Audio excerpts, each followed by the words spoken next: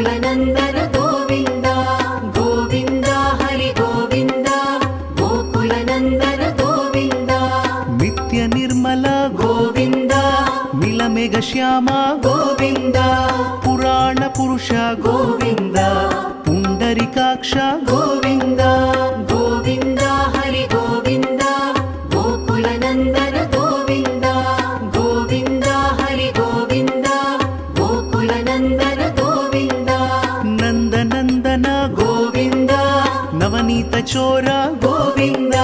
पशुपालक श्री गोविन्द पाप विमोचन गोविन्द गोविन्द